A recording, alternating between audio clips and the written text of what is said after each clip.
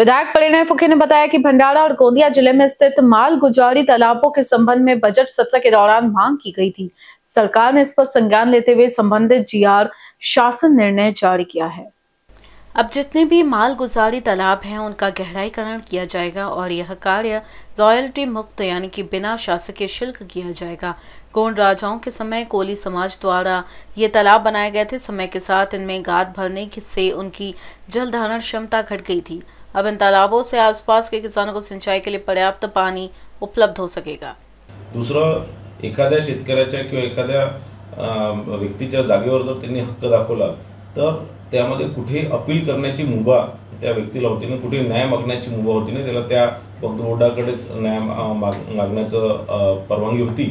आता या कायद्यामध्ये बदल करून मोठ्या प्रमाणात या प्रकारचे जे केसेस सुरू आहे त्याला कुठेतरी न्याय मिळणार आहे। आता इस दौरान फुके ने कहा कि वक्फ कानून में समय समय पर कई संशोधन हुए हैं जिसके चलते वक्फ बोर्ड को असीमित अधिकार मिल गए थे। यदि किसी किसान की जमीन पर वक्फ बोर्ड ने हक जताया तो पहले उसके खिलाफ अपील करने की अनुमति नहीं थी और बदलाव के बाद न्याय की गुंजाइश है, लोग कोर्ट में दाद मांग सकते हैं।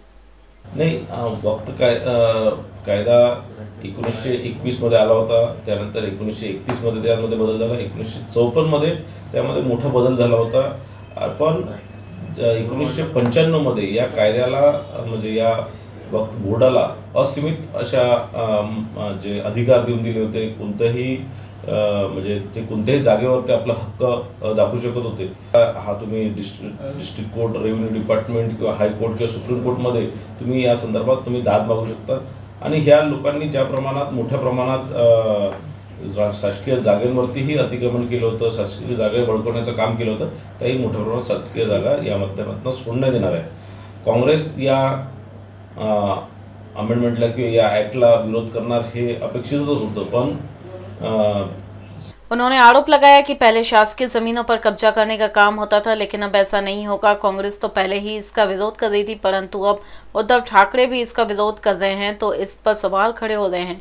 उन्होंने कहा कि उद्धव ठाकरे ने हिंदुत्व की राह छोड़ दी है जबकि बालासाहेब ठाकरे ने कहा था कि वे कभी कांग्रेस के साथ नहीं जाएंगे। आज हिंदुत्व छोड़ने का परिणाम है कि शिवसेना ठाकरे गुट की ताकत 56 से घटकर 10 तक आ गई है। म्हणजे उद्धव ठाकरेंनी या कायद्याला विरोध केला त्याबद्दल आश्चर्य व्यक्त केला जात आहे आणि त्यांनी कुठेतरी स्वर्गीय बाळासाहेब ठाकरे यांच्या विचारांना कुठेतरी तिलांजली दिली आहे हे या माध्यमातून स्पष्ट होतं। नाही, बघा असं आहे की उद्धव ठाकरेंनी या संपूर्ण महाराष्ट्राला आणि देशाला माहिती आहे की उद्धव ठाकरेंनी आपलं हिंदुत्व सोडलेलं आहे। 2019 मध्ये काँग्रेस पक्षासोबत जाऊन ज्या काँग्रेसला बाळासाहेब ठाकरेंनी विरोध केला, ज्या काँग्रेससोबत म्हणजे बाळासाहेब ठाकरेंनी असं म्हटलं होतं की आम्ही राजकारण सोडून देणार पण काँग्रेससोबत जाणार नाही, अशा काँग्रेससोबत ते बसले आणि मुख्यमंत्री झाले।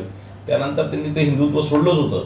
पण मागच्या या 2024च्या निवडणुकीत महाराष्ट्रातील जनतेने त्यांना दाखवून दिलं हिंदुत्व सोडण्याचं काय परिणाम होतात आणि त्यांना 56 वरनं 10 सीटांपर्यंत त्यांना आणलेलं आहे आणि म्हणून त्यांनी हिंदुत्व सोडलेलं हे याच्यातून स्पष्टच होतं। फुके ने संजय राउत पर निशाना साधते हुए कहा कि उन्हें खुद नहीं पता कि वे क्या बोलते हैं। वे पूरी तरह से भ्रमित हैं और उनके बयानों के कारण ठाकरे गुट की छवि खराब हो रही है। ऐसा है की संजय राऊतांना काही दुसरं काम नाही आणि ते काय बोलतात त्यांनाही समजत नाही।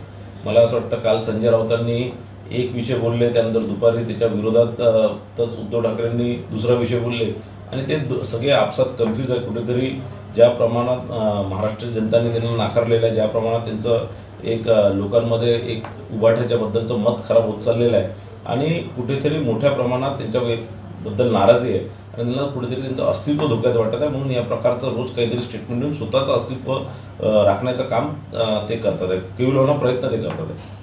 NBC न्यूज़ के लिए अभिषेक पावनसी।